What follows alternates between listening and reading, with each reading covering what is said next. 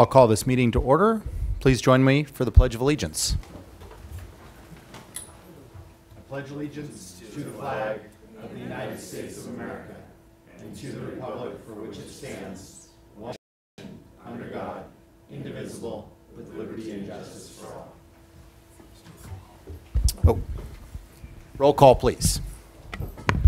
Mr. Adam, Mr. Lavinino, Here. Ms. Wolf, Ms. Hartman, Here. Mr. Williams. Here. We usually do that in reverse order. That's the explanation for the audience. Can I get a motion for the approval of the minutes of October 2nd? So moved? There's a motion and a second. All those in favor, please say aye. Aye. Opposed? We have no CEO's report this week, but why don't we take the motion on the resolutions.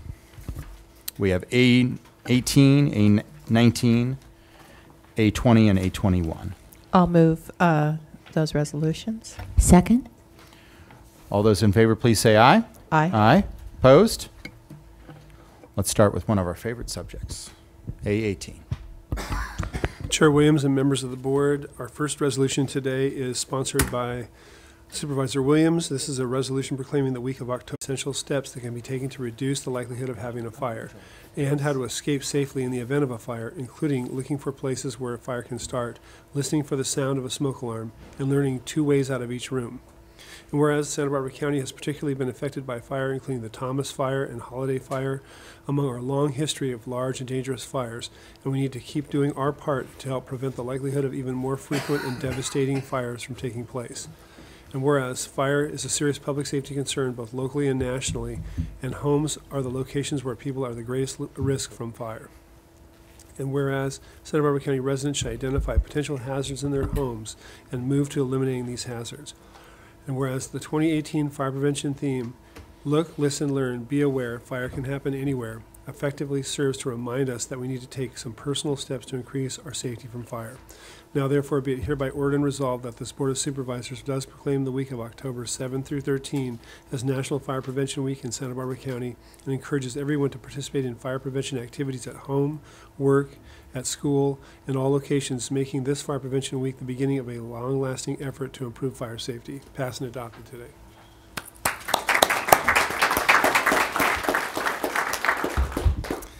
Thank you for this resolution, and I just wanted to reiterate some of the things that the theme was look, listen, and learn, especially that to help us identify some of the fire hazards that are out there, and you can do that in your own home to try to identify some of those, and then also listen for your smoke detectors, test them, make sure that they are functional, and to learn 2 ways out of your home. That great Chicago fire killed 250 people and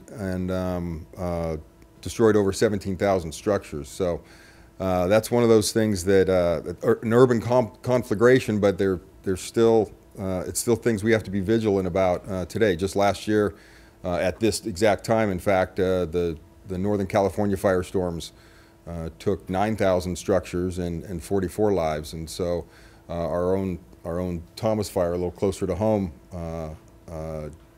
consumed about 1,000 structures, and then the 2 lives that were lost there, including the 23 as the resultant debris flow later. So I just want to try to use this opportunity to remind folks to be vigilant and to be careful when dealing with fire. I also want to remind folks a little on a little more happy note that our 28th annual firefighter breakfast Buellton is happening in Buellton at the Albertson Center on Saturday, and there'll be a static display. There'll be firefighters and their equipment talking with the kids. A lot of things to do with the kids, and a great breakfast served, cooked up and served by your local firefighters. So thank you very much. What time in Buellton? It's 8 o'clock, 8 to noon.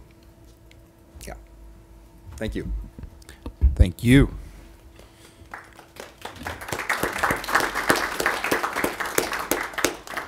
A19. Chair Williams, members of the board. Item A19 is sponsored by Supervisor Adam. This is a resolution proclaiming the month of October 2018 as Arts and Humanities Month in Santa Barbara County. And Hannah Rublikova is here with a few friends. And I'm going to read off some of the names that I have. I don't see Dennis here, but I do see, I think we have Madison Lee, Caitlin Corbo, Melissa Johnson, and is Karen Rotundi, perhaps? All right, no worries. And I'm going to go ahead and read the resolution into the record. Whereas the month of October has been recognized as National Arts and Humanities Month across the nation, as well as by the White House and Congress for 33 years. And whereas the Board of Supervisors formed the County Arts Commission in 1977 to support, foster, and encourage participation in and access to arts and culture for all county residents.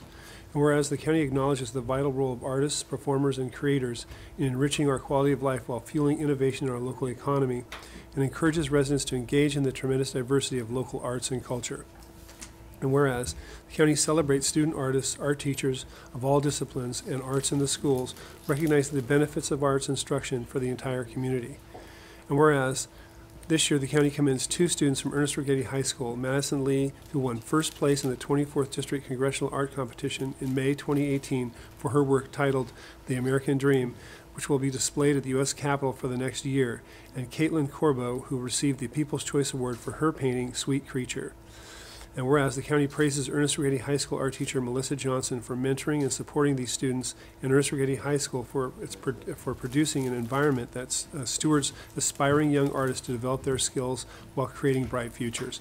Now therefore be it hereby ordered and resolved that the Santa Barbara County Board of Supervisors proclaims October as National Arts and Humanities Month and commends local artists, cultural practitioners, and institutions for their vital role in building community, preserving cultural traditions, and improving the economy and quality of life for all residents. Passed and adopted today.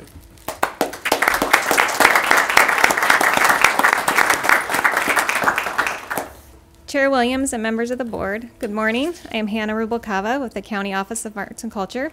Thank you so much for your time this morning. It is such a pleasure to be here to honor Melissa Johnson, Madison Lee, and Caitlin Corbo. Unfortunately, Melissa Johnson is stuck in traffic this morning.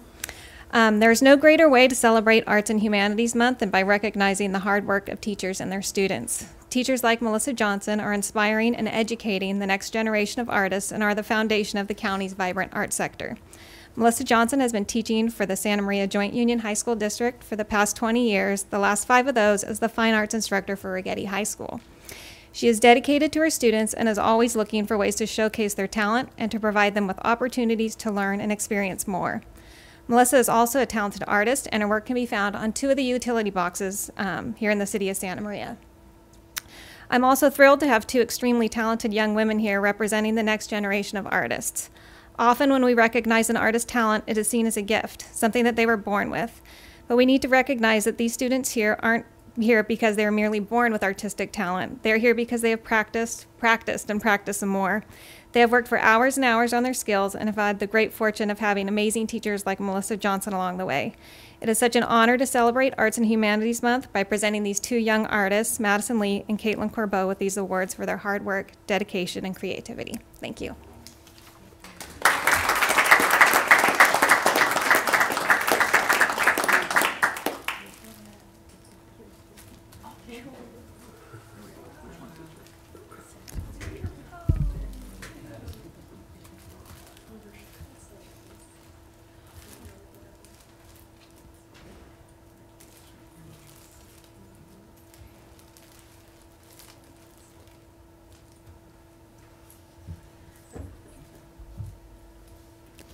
Thank you, and I appreciate staff for doing the slides. I was just about to ask and say, next time we'd like to see the paintings. But then you brought it. A20. Chair Williams, members of the board, our next resolution is sponsored by Supervisor Lavignino. This is a resolution proclaiming the month of October 2018 as Energy Awareness Month in Santa Barbara County. And Dave Cross is here to receive the resolution. Come on up, Dave, and I will read the resolution into the record. Whereas the county is an active member of the Santa Barbara County Energy Watch Partnership, This partnership is between local governments in Santa Barbara County, Pacific Gas and Electric Company, the Southern California Gas Company, as well as the cities of Santa Maria, Buellton, Guadalupe, Santa Maria, and Solvang. And whereas the Santa Maria Chamber has served as the implementer of the Santa Barbara County Energy Watch Partnership since 2008, and the program has assisted municipalities and over 400 businesses in North Santa Barbara County to become more energy efficient. Whereas it's more important now than ever to encourage energy efficiency and sustainability for all residents, businesses, and municipalities. It's good public policy to conserve energy, empower others to take action, and join together to save energy and money. And whereas energy efficiency programs enhance our environment by improving air quality, reducing greenhouse gases and other pollutants, and conserving natural resources, it's vital for communities to incorporate energy efficiency into everyday business practices and their personal lives. And whereas Santa Barbara County seeks to promote innovative methods and advanced technologies in the design and construction of new residential and commercial buildings within the county. And whereas energy efficiency improvements can be realized through wise energy attitudes, behaviors, and organizational decisions. And whereas Energy Awareness Month is a national effort first proclaimed by the White House in October of 1991. Now, therefore, it be hereby ordered and resolved that the month of October 2018 is declared to be Energy Awareness Month, to be celebrated in Santa Barbara County, its employees, residents of all ages, and businesses throughout the community. Passed and adopted today.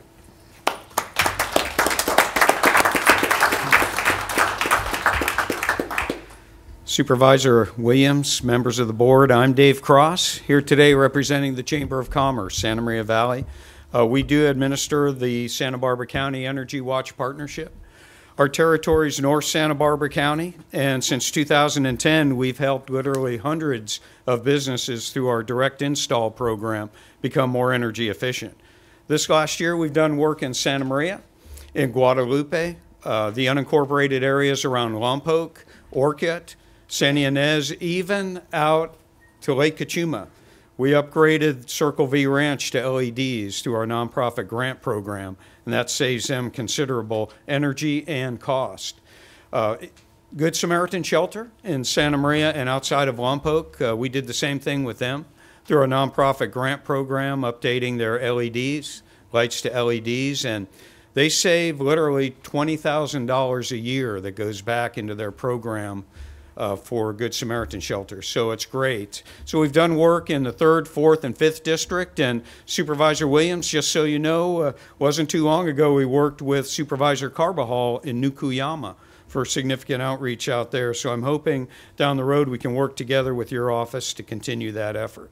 So October being Energy Awareness Month gives everyone an opportunity to look at their energy use, save a little bit on energy and on cost. And there's some great tips at pge.com and socalgas.com to do just that. So thank you.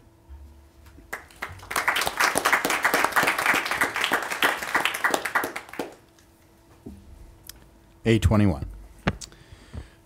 Chair Williams, members of the board, item A21, sponsored by Supervisor Lavignino. This is a resolution proclaiming the week of October 7 through 13, 2018 as National 4-H Week in Santa Barbara County. And we have a few folks here to come on up. I think Emma Bishop, Emma, Justin Bradley, Janelle Hansen, and anybody else you'd like to come on up, bring on up, that's great. And I'll go ahead and read the resolution into the record. Whereas 4-H is America's largest youth development organization, supporting nearly 6 million youth across the country. And whereas 4-H has helped over 700 club-enrolled youth in Santa Barbara County to become confident, independent, resilient, and compassionate leaders. In addition, 4-H has provided about 12,600 hands-on research-based curriculum opportunities for youth in Santa Barbara County. Whereas 4-H is delivered by Cooperative Extension, a community of more than 100 public universities across the nation, and provide experiences where young people learn by doing through hands-on projects in important areas such as health, science, agricultural, and civic engagement. And whereas California 4-H is led by the University of California's Cooperative Extension, the research and outreach arm of the University of California's Division of Agricultural and Natural Resources. And whereas National 4-H Week showcases the incredible ways that 4-H inspires kids and highlights the remarkable 4-H youth in Santa Barbara County who work each day to make a positive impact on those around them. And whereas 4-H's national network of nearly 500,000 volunteers and 3,500 professionals provides caring and supportive mentoring for all 4-Hers, helping them to grow into true leaders, entrepreneurs, and visionaries. Now, therefore, it be hereby ordered and resolved that the Board of Supervisors of Santa Barbara County proclaim the week of October 7 through 13, 2018 as National 4-H Week throughout Santa Barbara County, and encourage all of our citizens to recognize 4-H for the significant impact they've made and continue to make by empowering youth with the skills they need that they need to lead for a lifetime. Passed and adopted today.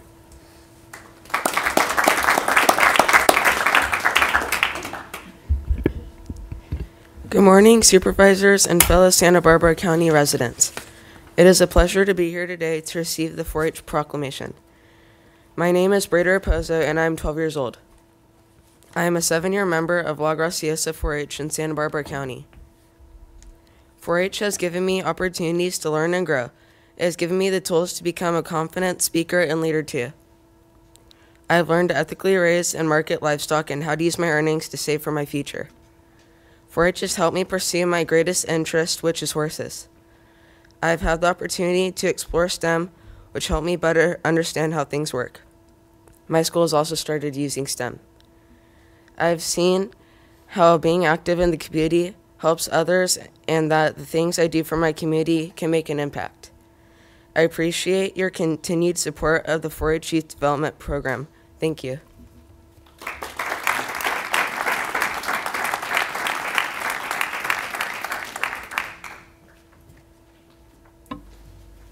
We have several items being pulled. A5, not for a separate vote. A8 and A11. So let's start with A5. And just to note that we Actually- have no request to speak from the public on the administrative agenda today. And can why don't we actually just take a motion on the balance of agenda in case there's some staff here that can go on to another task. Can we get a motion on the balance of the agenda? Yes, Mr. Chair, I'll make that motion. And A8. A5, Yeah. A8, and except A5, A8, and A11. Second. All those in favor, please say aye. Aye. Aye. Opposed? All right, A5. Chair Williams, members of the board, item A5 is from the clerk recorder. This is the action today is to appoint in lieu of election Keith Haddock, incumbent to the Santa Maria Valley Water Conservation District Division 3, Casey Tuttle Conrad, incumbent to the Santa Maria Valley Water Conservation District Division 6. Both candidates filed a declaration of candidacy for that district and are qualified to hold office. The appointments take effect on December 7th, 2018.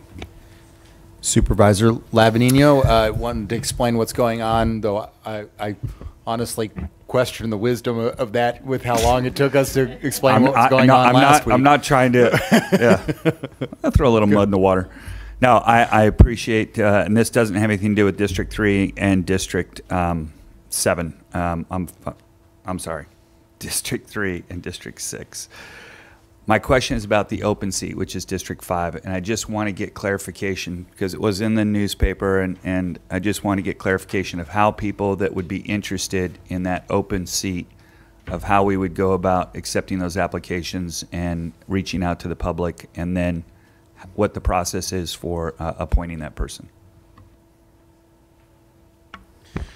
Chair Williams, Supervisor Lavanino, so what's going to happen is that our office is going to engage in some outreach. We have 4 districts that we need to appoint to. We have 2 in the Carpinteria area with Carpinteria Valley Water and the Carpinteria Summerlin Fire Protection District. We have 1 in Cuyama, at the Cuyama Valley Recreation District, and then the Santa Maria Valley Water Conservation District Division 5. So we've been contacting, and will be contacting, all of the representatives of those districts, and then working with the board members on searching for candidates that qualify and could be appointed by the board. And we're encouraging anybody who's interested to apply for those positions. We'll do some outreach in the newspapers. For example, for Carpinteria, we would use Coastal View, and then for Santa Maria, obviously the Santa Maria Times, and also Cuyama, we've used the Santa Maria Times in the past. And we've also posted the ads out in Cuyama at the Community Services District offices and also at the Recreation District office to try to get the word out there. So that's basically the outreach effort, and then we'll be coming back to the board in November with the applications and requesting that the board make the appointments to the districts. Can I get a motion on A5? I'll move A5. All those in favor, please say aye. Aye. Aye. Opposed? And thank you, Mr. Holland, for being there. If you do want to chime in, you're welcome, but there were no other questions. A8. Oh, there he is, coming back. Come on up. Just thank you very much, and Michael Allen is correct. It's really in his purview now to accept applications for those vacant seats. So thank you very much. Thank you, Mr. Holland. Just one more thing. I just would note that for individuals who would like to, you can apply online at www.countyofsb.org. On the county's website, you can apply, and those applications come straight to our office through that online portal. Thank you. A8. Chair Williams, members of the board, item A8 is from the County Executive Office. It's to consider recommendations regarding re-ratification and proclamation of the local emergency caused by drought conditions. Supervisor Hartman. Thank you, Chair Williams. I asked to pull this item because I'd like an update on Lake Kachuma. We've had a lot of focus on other emergencies, but the drought emergency continues, and so thank you for being here, Mr. Fayram. Thank you. Good morning, Mr. Chair, members of the board. Excuse me. We've been adopting these drought proclamations for quite a long time, and it's important to recognize that we have been and are still in a drought, and in fact now I would categorize it as a record drought, with the trailing 7-year rainfall being at Gibraltar Reservoir, which is the indicator for the San Ynez River watershed, the record drought for the last 100 years. To that end, Lake Kachuma now is at 31% and is looking to be at a fully allocated state again, as we were in 2016. And that's very concerning because all sorts of problems start to come from that. One is that a pump barge may be required by the end of next summer if there's no additional rain this winter. And it also puts a lot of stress on calculating exactly how much water is in the reservoir, because it's a moving target and a lot of variables. So we've been working with our member unit partners and maybe not agreeing on how much water is available. We're taking a very cautious approach and incrementally looking at this to make sure we don't over-allocate the lake. That, as your board remembers, the lake was over-allocated in 2016, and we don't need to return to that state. So we're all hoping for rain this year. Also, how ironic, last rain year was a 50% rain year, yet look at the damages we suffered, in the Thomas Fire and the resulting 1.9 debris flow. So it's an important reminder that even in a drought, we are at risk for flooding and other causes. But we do need rain, and we hopefully will see some inflow into Kachuma. But until then, your water agency, as it started in about 2012, is very carefully calculating water available in Lake Kachuma. So with that, I answer any other questions. Supervisor Hartman. Thank you. I did have a question about the effect of the Whittier fire on Lake Kachuma and how much recovery we've seen, revegetation, how much we're still at risk for siltation to come into the lake this coming rain year. Mr. Chair, Supervisor Hartman, very good point.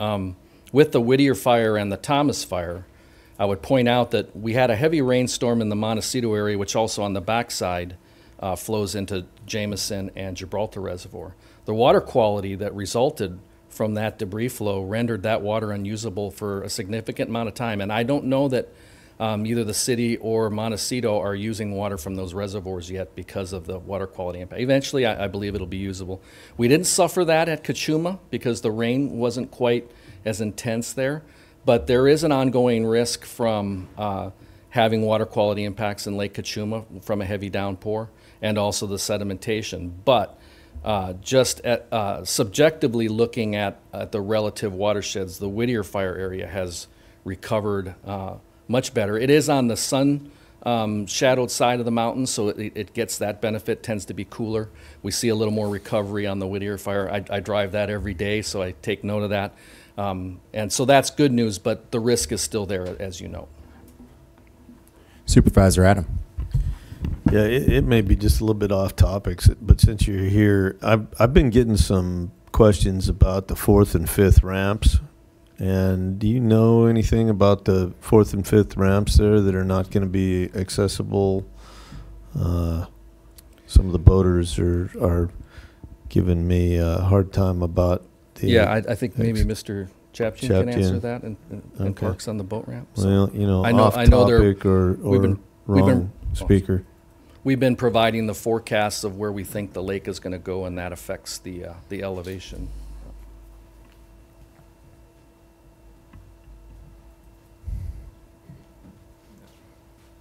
Supervisor Adam, through the chair. I haven't heard yet. I'll check with Jeff Lingram to see. We do move it. Once the water does go below a certain level, we'll move the ramp out.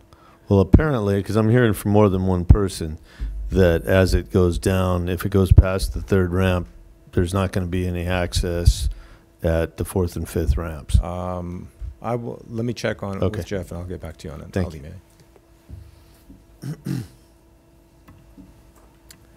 Do not need a separate vote on this item, but, well, I guess since it's the only item of 1 or 2, we'll take a motion. Motion on A8. Move staff's recommendation. Second. All those in favor, please say aye. Aye. Aye. Opposed? It's unanimous. A11, just a request for a separate vote. Yep. Roll call, please. Chair Williams, members of the board, A11 is from Human Resources. It's to consider recommendations regarding an amendment to Ordinance 5018, setting compensation and benefits for members of the Santa Barbara County Board of Supervisors. Is there a motion? So moved. Is there a second? Second. Roll call, please. Mr. Adam? No. Mr. Lavanino? Ms. Wolf? Aye. Ms. Hartman? Mr. Williams? Aye. Passes 4-1. Is there any items, is there any public comment for items not on the agenda? We have one request to speak. We're going to go to Santa Barbara for Ed Kolaski. Mr. Kolaski?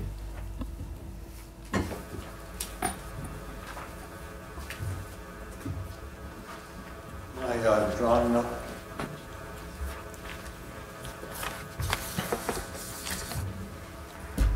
Good morning. I call my talk, I cannot remodel my house because of our supervisor in the 2nd district. This has nothing to do with the guidelines. This is a personal thing. Apparently she feels that we're not suited for having our house remodeled. You know, with all the resolutions there, why don't you have a resolution to investigate the illegal activity of one of the board members? I could list at least 20 things. We can go down through them at one time if you need help. Today I was going to start off with our 64-page report on our house, and in the summary of that report, they say that what we submitted is built solely over the garage and therefore in violation of guideline 4.7. They tell you to look at attachment E1, and that the building that we're adding is extended to the north. If you can put up the other drawing there, first of all, if you've noticed on my drawing, it shows that the outline shows that our 2nd story is over the dining room, garage, kitchen, laundry room, and part of the living room. But if you look at the drawing submitted by the Board of Architectural Review, and try not to laugh, this has nothing to do with the overlay of the 2nd story. Yet they put it out there. Because when you're telling a lie, you got to fill in the pages and make it so that people won't realize that the whole thing is nothing but a lie. Our property is really extended to the west, not to the north, and he avoids saying that it's over the kitchen, the dining room, and the laundry room.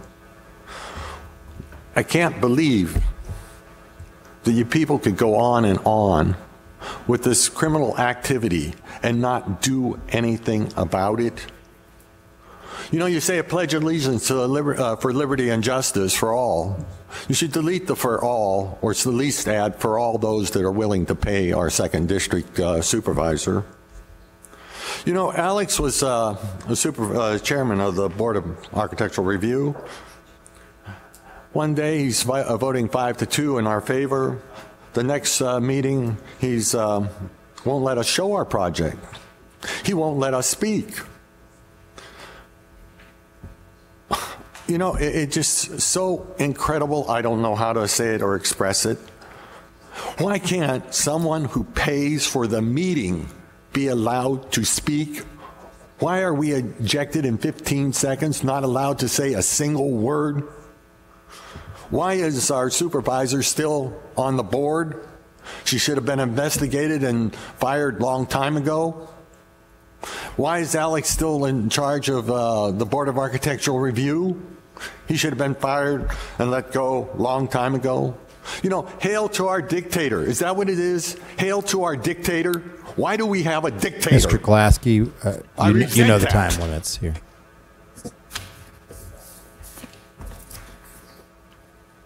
That concludes public comment.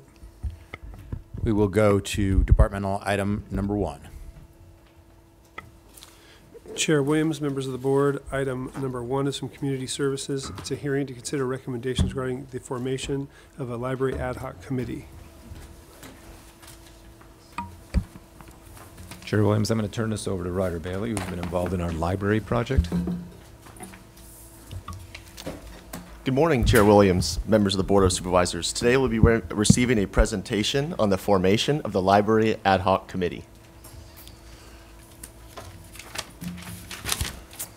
Staff will be seeking your approval for the creation of the Library Ad Hoc Committee, the appointment of 2 Board of Supervisors, the 4 library directors, Library Advisory Committee member Judith Dale, Library Friend member Patricia Saley, the CSD director, for the purpose of addressing the need for an effective long-term library service delivery model, and to determine such action is not a project subject to CEQA.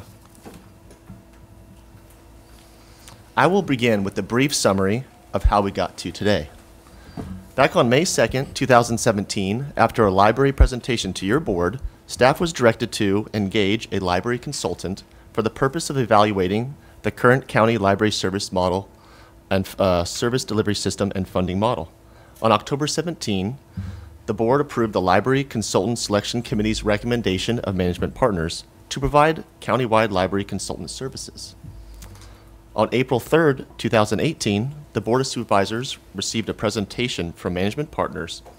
The board directed staff to contract with the City of Goleta in fiscal year 2018-19 for the operation of the Goleta Valley Library, and also earmarked 5% of the annual award for determination by the Library Advisory Committee.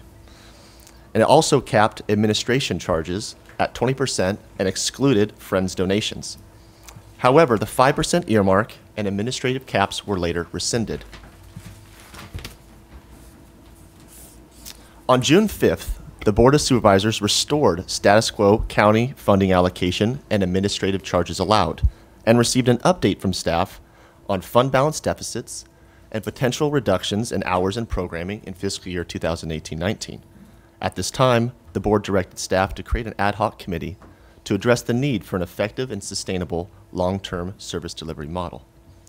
During June's budget hearings, in addition to keeping per capita level at $7.80 at a total cost of $3.5 million, the board provided an additional $200,000 to prevent smaller libraries from reducing hours in programming.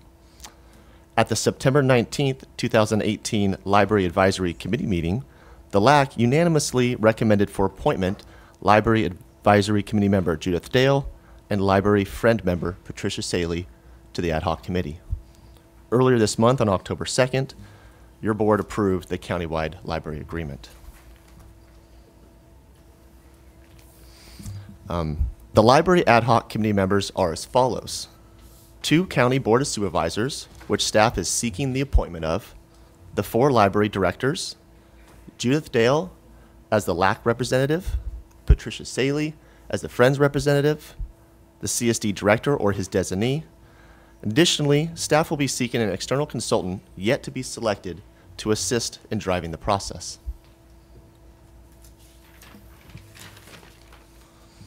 The objective of the ad hoc committee will be to develop a funding formula that is based on socioeconomic factors, geographic location, literacy rates, and contributions from partners. There are other issues the ad hoc committee may address as well.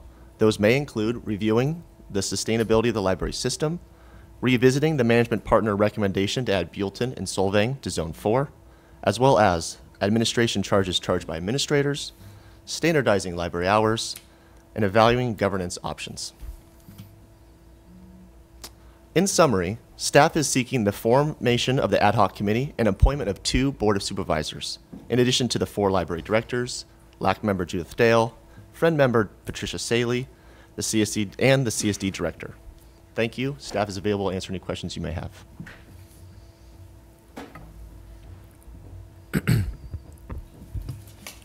Supervisor Wolf.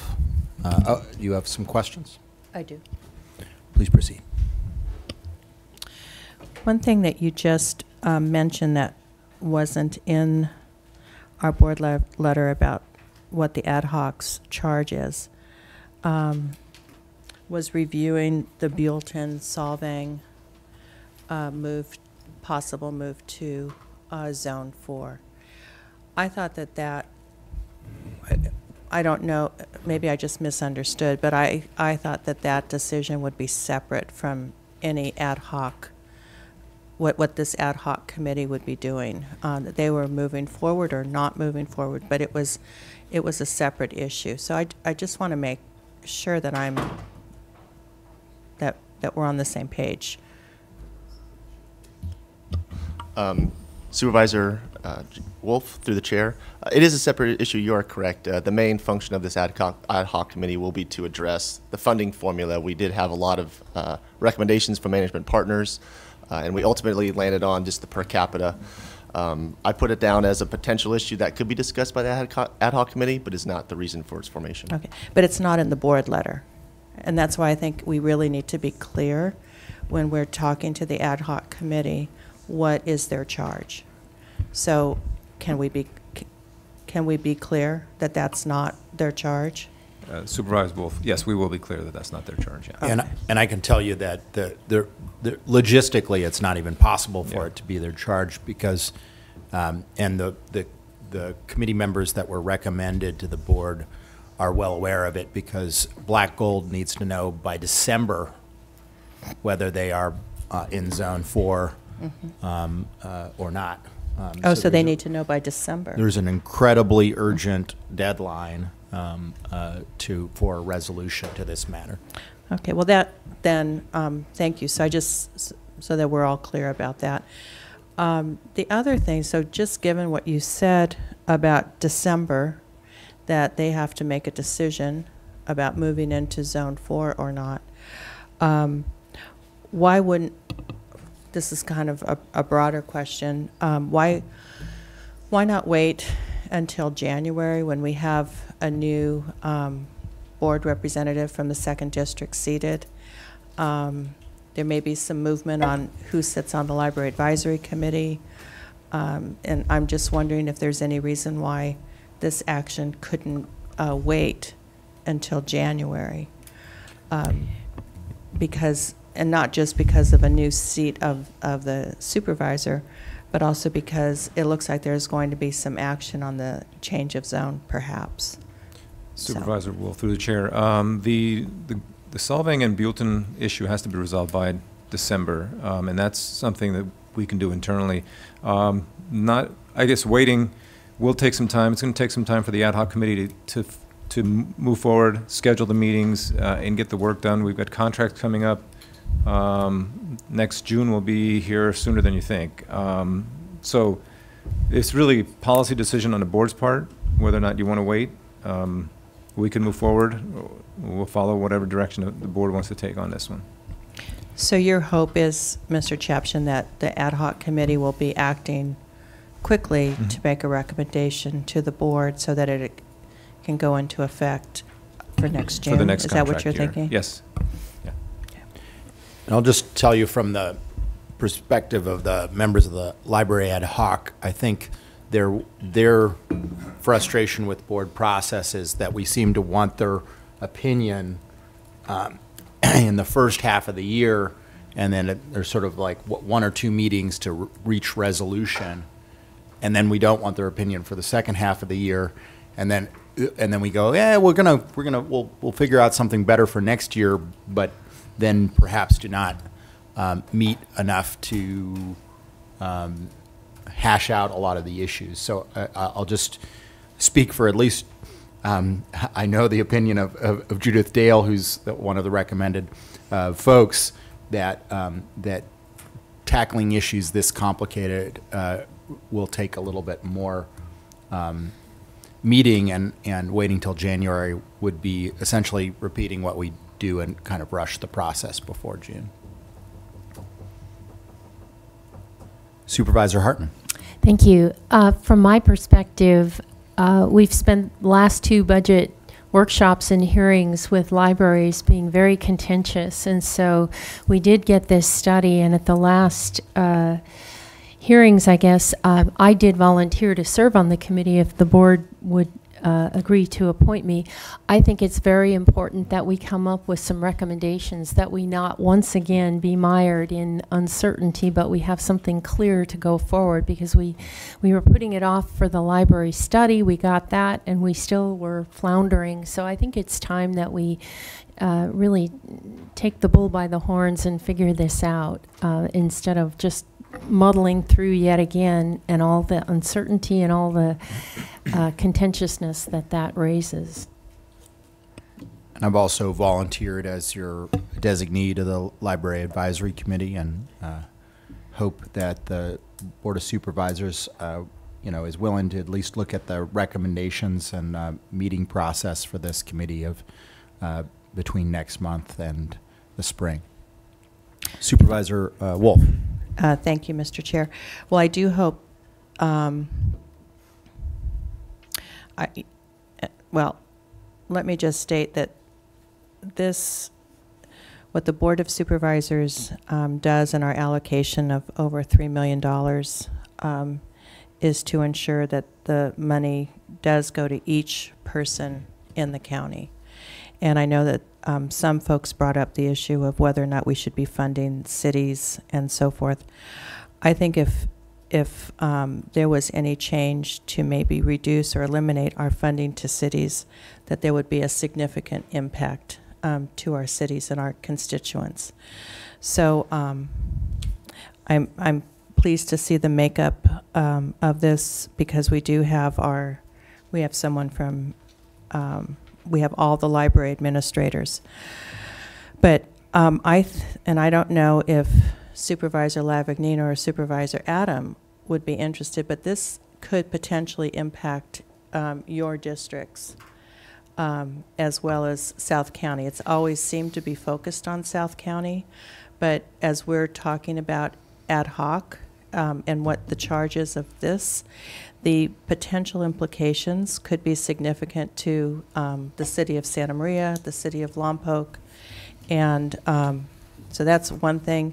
And also, I don't mean to, I appreciate that Supervisor Hartman has volunteered and Supervisor Williams has volunteered, but I think that since Supervisor Williams already sits on the Library Advisory Committee, that we should have another supervisor serve.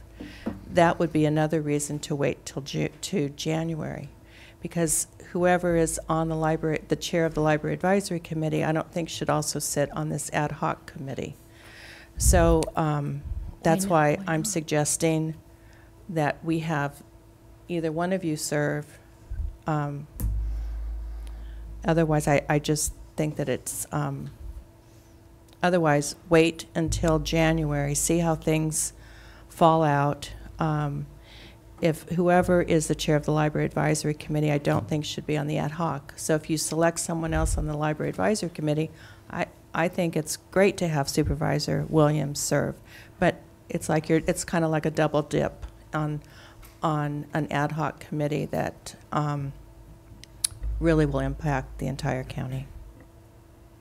Supervisor Lavanino. Thank you, Mr. Chair. Well, Actually, I prefer to have somebody on the ad hoc committee that I don't see the problem. I don't see it as a double dip. I just see somebody it's going to be that person's going to probably have more information and knowledge of library functions than most of us on the board. And I know you used to serve in that capacity, so. Yes, any decision that we make that the ad hoc is going to make it's going to be recommendations that come back to the full board. And if my district is impacted, then that's be the time where I will feel like it'll be time for me to weigh in. But I'm very concerned about, we've discussed these library issues to death with absolutely zero resolution.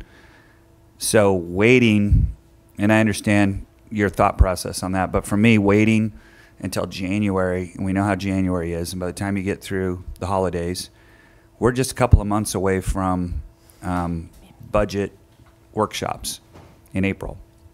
I just don't see them coming to a resolution in a month or two, and so I would prefer that it move now, and I'm comfortable with the 2 supervisors that have volunteered, unless Supervisor Adam, I don't see him raising his hand too high on this one. Yeah. Yeah. Thank you for that, Supervisor Lavagnino. And you're right. This will come back to the board with recommendations, and I think I trust that it will be a fair hearing from folks. And I think you know how important this issue is to my constituents in the 3rd districts and the folks who are paying CSA 3 funds to supplant the funding that the libraries get. So I just want to make sure that issue is not overlooked, because as you rightly point out, this has been contentious, and I think one of the reasons is that issue in particular. So I just wanted to make that point, and of course, it's always nice to have 2 volunteers, and I appreciate them stepping forward. And if that's the choice of the board, I'll agree with the motion, and expect that it will be a fair representation of recommendations. And we may have public comment before we. No request to speak. Okay. Any other, I guess we're through questions, and any comments or motion? If you'd like. I'll make a motion that we move forward with staff recommendation to create an ad hoc subcommittee, and that our 2 appointees to that subcommittee would be Supervisor Williams and Supervisor Hartman. Second? There is a motion and a second. All those in favor, please. I have a comment. Supervisor Wolf. And I don't know if you want to make this as a motion, but I think it should be stated that on page 3 of the board letter are the objectives of the Library Ad Hoc Committee. So I just think that we should make sure that they're clear on what their charge is. We can include that in the motion. Okay. Thank you, Mr. Lavagnino. There is a motion and a second. All those in favor, please say aye. Aye. Aye. Opposed? Motion carries unanimously. Departmental item number 2. Chair Williams, members of the board, item 2 is from Human Resources. It's a hearing to consider recommendations regarding the classification and salary plan for unrepresented executives and managers.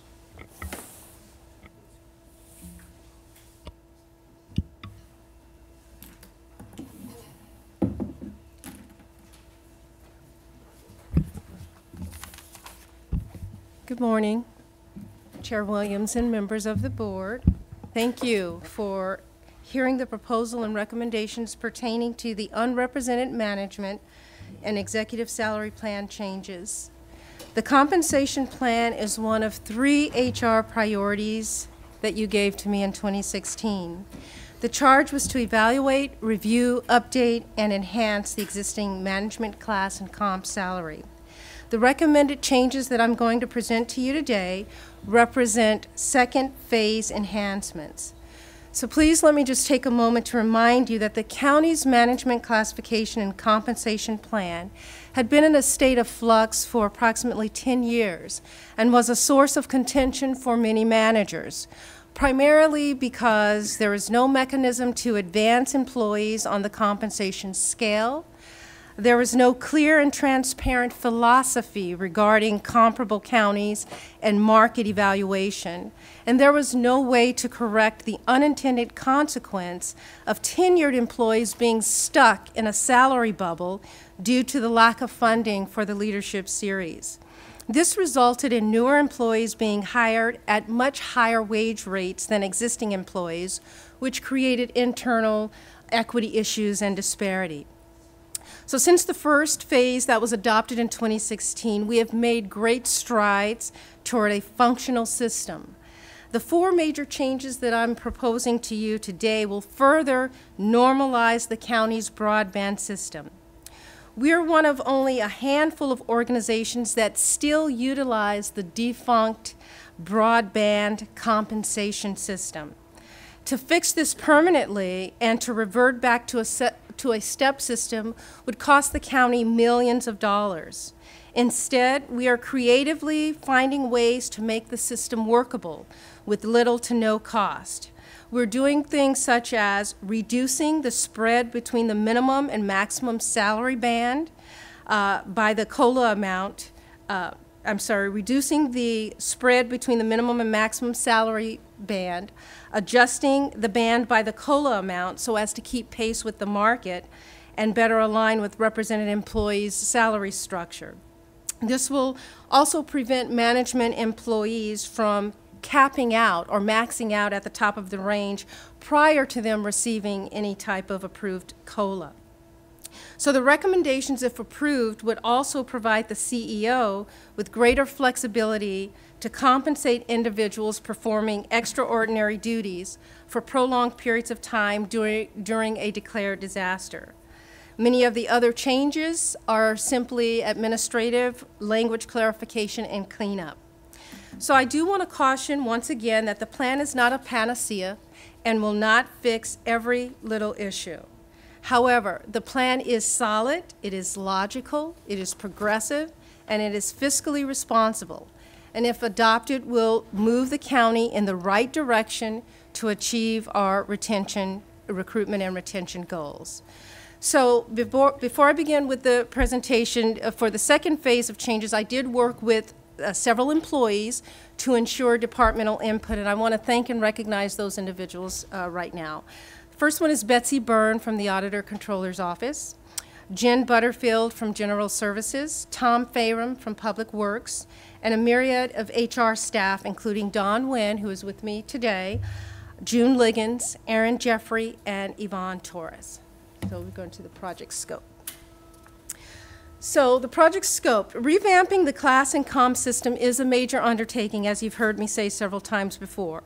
The overall goal of a functional system is to attract and retain talent, be competitive with the labor market, integrate flexibility for managers, and reinforce performance management and accountability. Salary is just a small piece of the attraction and retention of employees. Other areas that really need to be addressed is affordable housing or alternative work venues and organizational culture to enhance engagement. Although affordable housing is beyond the scope of this project does emphasize performance management and accountability by tying all increases to performance and adherence to certain mandates such as sexual harassment training, cybersecurity, civil treatment training, and in the near future, financial management training.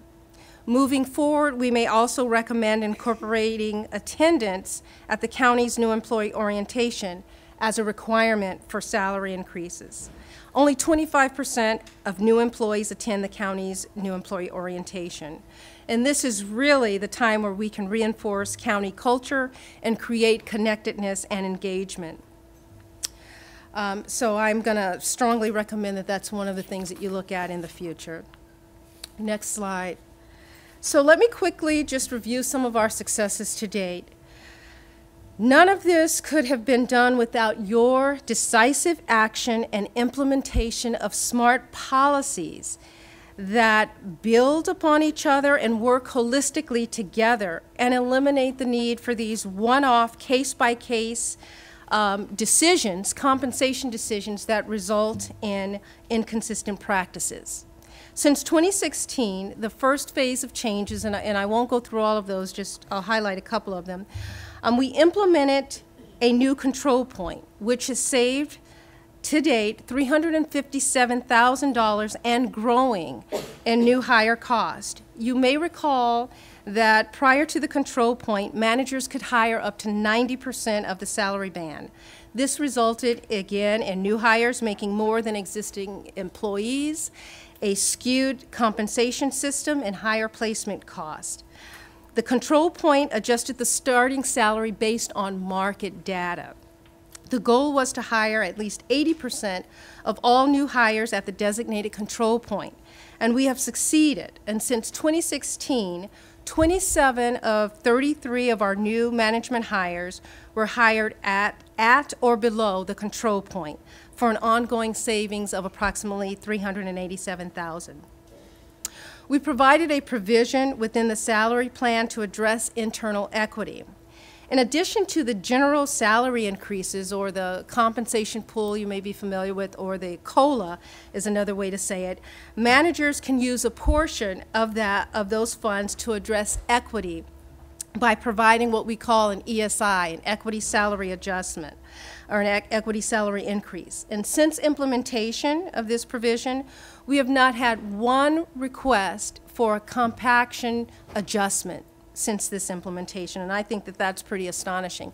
You may recall that our previous practices created compaction between managers and employees, and by incorporating this ESI, we've eliminated that problem.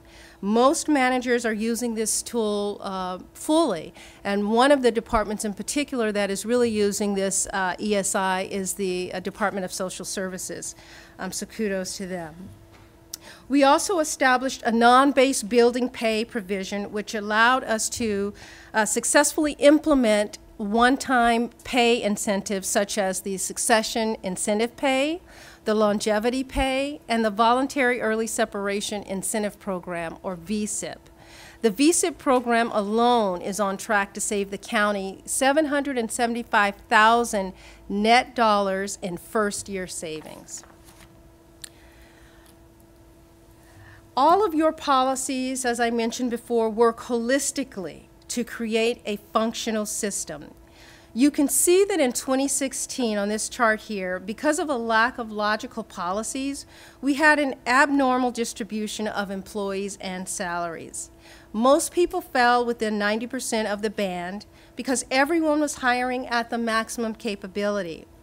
However, with the new control point requirement that you adopted, the unit cash being added to base wages that you just approved earlier this year in the spirit of total compensation, and the shrinking or reducing of the broadband, which is one of the recommendations I'm presenting to you today, all work together to normalize and create a normal distribution. And this is really what a healthy organization looks like in terms of salary distribution.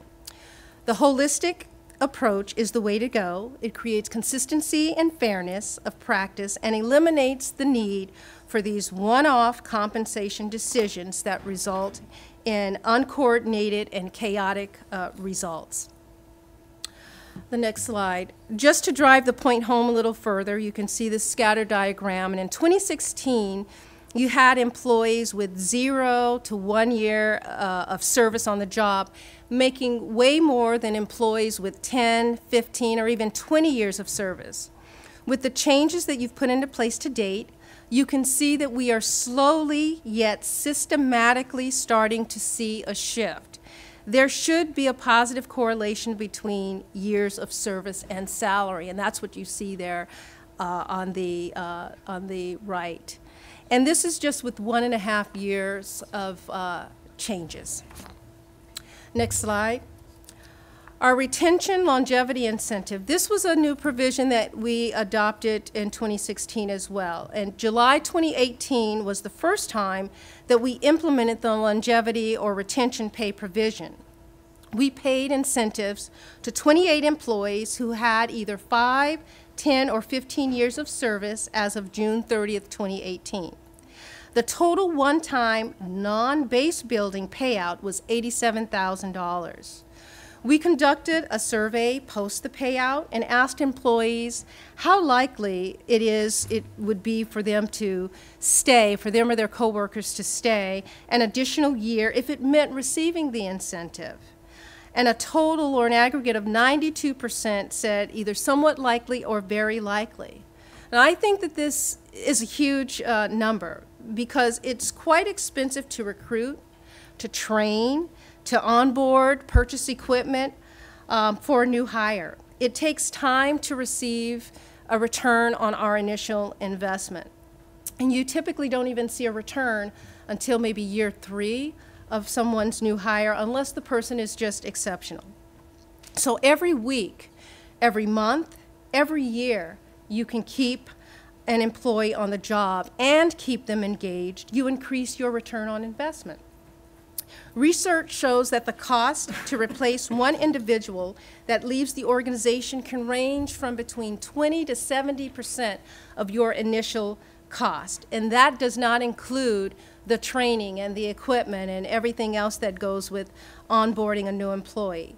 So just to give you an example, one enterprise leader making, let's say, $125,000 a year, if they left, it could cost between $25,000 to $87,000 just to recruit and get somebody back on board. The amount that we paid in this retention provision for 28 employees was $87,000. So you can understand the math there. The next slide. Okay, so the 4 main recommended changes that I'm presenting to you today are fairly straightforward and simple. The first one is to normalize the percentage spread from approximately 60% to 45 to 49%. The second one is to adjust the leadership classification salary band by the negotiated percentage increase and market data. Basically, this is unfreezing the management salary band, which has been frozen for years. The third is to establish a new classification and salary band for chiefs of staff for the Board of Supervisors. And the fourth one is to add a special project or extraordinary assignment pay. And I will touch on each one of these individually. So the first one, the biggest problem with the broadband salary structure is that it is ginormous and it's misleading. It is rare that we ever hire at the bottom of the range, and it's rare that we hire at the top of the range. When evaluating our comparable counties, we found that all of their salary bands range from between 40 and 50%, and ours was like 67, 65%. In order to achieve a similar structure, we examined the market along with our current compensation practice and decided that it was best to eliminate the first quartile of our salary band, because we don't hire people in that first quartile anyway. Also, because the external market has increased since 2016, we adjusted the top of the band by 5%. When we went back out and did a salary survey of many of our positions in the management classification, we saw that a lot of them had moved on average 6%, 7%, some as high as 10%. So we are recommending a 5%, which is even lower than what the market is actually doing. So as you can see in this example, this is an enterprise leader position. You can see that the new minimum salary is $108,000 a year, and the maximum is $159,000. And now the spread is from 60-some-odd% to 46.5%. Next slide.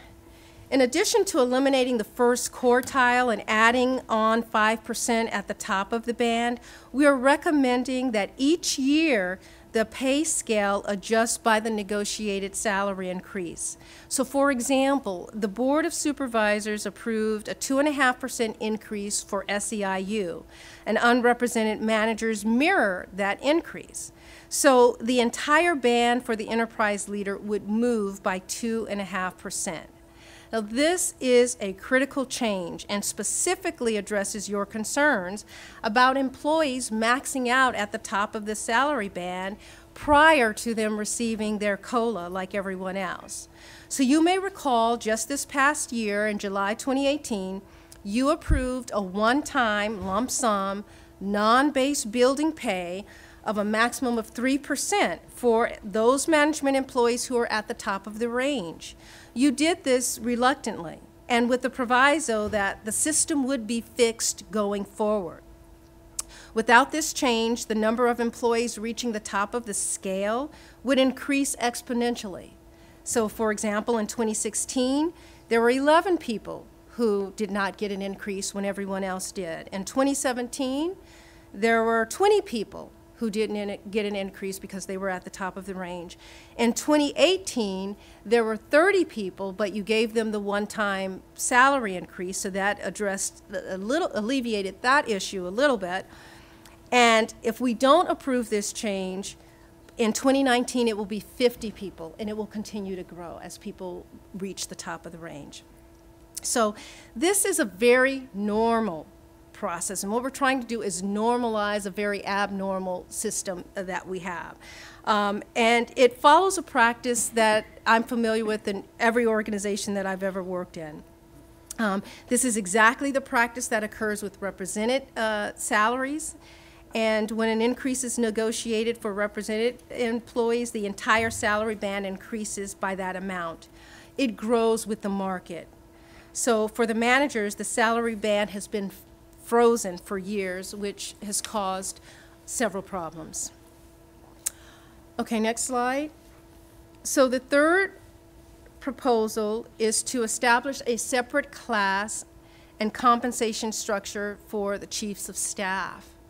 One of the other fixes I was asked to make was to address the non-conventional titling structure that exists within our broadband system. So no one simply knows what an enterprise leader is. When the broadband was established, several regularly classified people were kind of just put into this enterprise classification. Many were placed in this enormous band inappropriately. And in order to fix this, it will be a major undertaking to really deconstruct the previous actions. However, with the shrinking of the salary bands that I'm recommending, we saw a clear opportunity to address one or two of these issues. So the chief of staff was the one position where we had incumbents in the first quartile. Since we were eliminating the first quartile, this was an opportunity to create a new band that reflects the reality of the chiefs of staff versus artificially placing them on a higher scale. To confirm our theory, we also conducted a salary survey of our comparable county chiefs of staffs and found that the comparable county market average is very close to our proposed chief of staff salary band. So you can see that on the slide there. Ideally, we'll also want to do this with the CEOs, fiscal and policy analysts. It's another very obvious opportunity to adjust their salary bands and create a classification that's more appropriate and more conventional versus enterprise leader. So the proposed chief of staff salary band is realistic and it's based on current salaries. It aligns with the market and it is occupationally based. To do this on a larger scale, I mentioned this before, you will need to most likely hire an external firm with in-depth classification expertise. We just don't have it within our current organization. And because of the complexity, time, and potential controversy, I would recommend that this be outsourced if you decide to move forward on a larger scale. And the last recommendation is the request from the CEO to enable her to address unrepresented management staff that's not subject to overtime, who exert extraordinary effort and prolonged and extra work in response to a declared natural disaster. Because of our current structure, the CEO did not have the ability to address employees who exerted this extraordinary and prolonged effort in response to the Thomas Fire and the Montecito mudslides. And this provision, if approved, would allow the CEO to grant up to 5% of base pay for the time period worked, not to exceed a maximum of $10,000 gross. Again, it would need to be a declared disaster as defined by the management resolution or applicable MOU. And there are some other provisions and parameters put around this particular provision. I won't go into detail here, but it was in your packet. Okay, the next slide. Summary and recommendations. So as with all of our programs and proposals that we present to you, we try to ensure that we are fiscally responsible and good stewards of public funds. And that is why I'm pleased that all of the changes that are recommended to you will yield far greater savings, have a positive impact on morale, which is incalculable, and establish a solid and coherent compensation system to build upon. And this will cost you very little. So the first one, adjusting the salary bands by the negotiated percentage, which aligns with every regular compensation practice, keeps pace with the market, and avoids capping out at the maximum before the general salary increase is applied, will cost you zero. Won't cost you anything. Establishing a new classification and salary band for the chiefs of staff, which is market-based and reflects reality. Again, that is a zero-cost proposition. Normalizing the salary bands to reflect realistic earning potential and the market will cost you approximately $47,000. And this is due to the fact that there are 7 employees that will have to be adjusted upward on the new scale because they were lower in the scale. The bulk of these employees come from, there are 4 in the fiscal analyst, CEO's office, 1 in HR, 1 in the sheriff's department, and 1 in the treasurer tax collector. And the last proposal is to add special project or extraordinary assignment pay, which is a tool that is specifically reserved for the CEO to provide her the flexibility to address unusual disaster-related circumstances. And because this is variable and we don't know what lies before us, the cost for this is unknown. But as I mentioned before, there are specific fiscal controls that are incorporated into the provision. So with that, that is the end of my presentation, and I will address any questions that you may have. Supervisor Adam. When you say, Ms. Gentles, it's going to additional cost zero, that means that it's budgeted? That is correct. So it fits within the budgeted amounts of money? Absolutely. And so when you're saying approximately $47,000 for normalizing salary band spread, that is unbudgeted? That is unbudgeted, but we believe that the departments that I mentioned will be able to absorb that within their existing budgets. So we're not asking for new money for that. Okay. Well, yeah. I think in the real world, when you move the band and the midpoint goes up, there's a cost associated with that. You know, how normal people with normal businesses think about their cost of production or cost of goods. I don't see how you come up with a zero on that unless you're just talking about how much money you already